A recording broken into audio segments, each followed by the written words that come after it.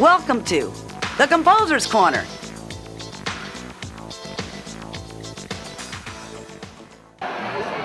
You have to come down a little bit. Honey. I am sitting here with one of my old heroes, Frank Stallone, who does the best version of Joni Mitchell's I Could Drink a Case of You better than Joni's. Have you heard Joni's new album? No, I hear. Well, everything she does is great. Really great. What are you doing these days? Well, I'm still playing music, like you remember. I'm on tour, and I have a movie I just opened yesterday called Fred Claus. You did you do the music behind it or I'm something? acting it. You know? You're acting in it? Well, yeah. This is like it's really weird. Since I saw you, it's my 61st movie. A lot of movies. 61st. I got kind of like sidetracked from the music, but very happy. Now, I just did a tour playing acoustic guitar and singing, like you remember at the Blue Lagoon. Right. And I love it. You are always one of my favorite interpreters. I mean, really, Frank. And to see you again and to know that you're still doing it, this is great. What do you think about the transition between the 20th century to the 21st century as far as recording techniques? I am not a Pro Tools guy. I'm an analog, because all the music I like, Beatles, Stones, Joni Mitchell, it was all done analog. Well, I mean, those cats... Stevens, it's all done that way. I just can't sit there and dick around in an apartment. All right, I like going to a studio and making music. So you prefer to have someone else do the engineering for you? Yeah, now, you are also a hell of a writer.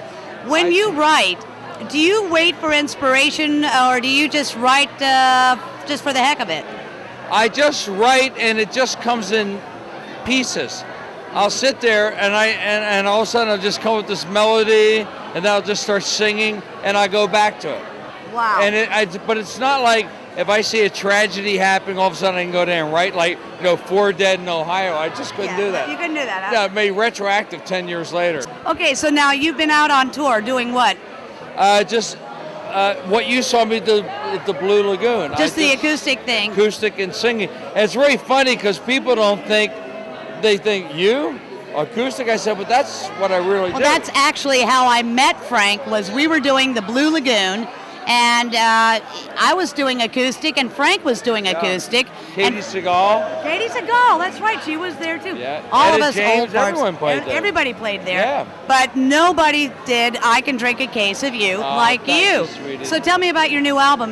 What label is it on? It's on my label, Simba Records. Because there's no more labels left. But anyway, I just found the archival tapes of Case of You produced by Harry Nilsson that I did, and 3 other tracks from Harry Nilsson, what I did, that were hidden, and I put together this new album called Heart and Souls, and I'll get one to you. Will you please get one to me? Since you don't use computers at all for music creation, do you use them at all anyway? Yes, I'm very computer savvy. What do you prefer, Mac or PC? I'm Mac. You're Mac. Name your favorite all-time love song. Boy. One of your favorites. Yesterday, that was great. Love Me Tender. Love Me Tender, yeah, that's pretty good. I mean, there's so many great ones. You're playing a Martin? I've had for many years.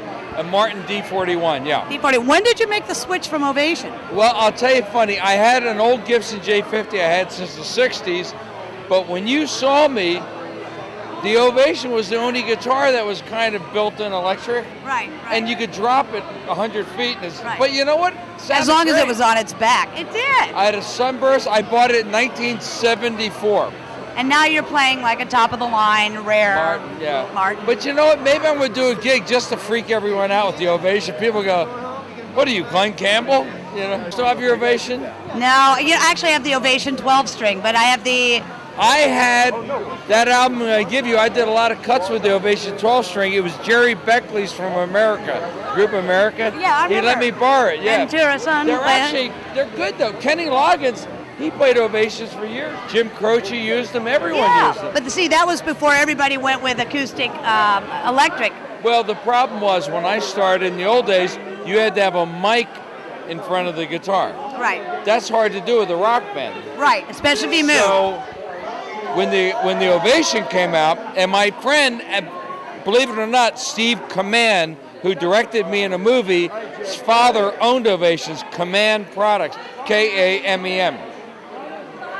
His father owned a helicopter company, and you know the back of Ovation is for what they used for the helicopter. The rosin? Yes. Are you kidding? So it was Command. If you look at Ovations, it'll say Command.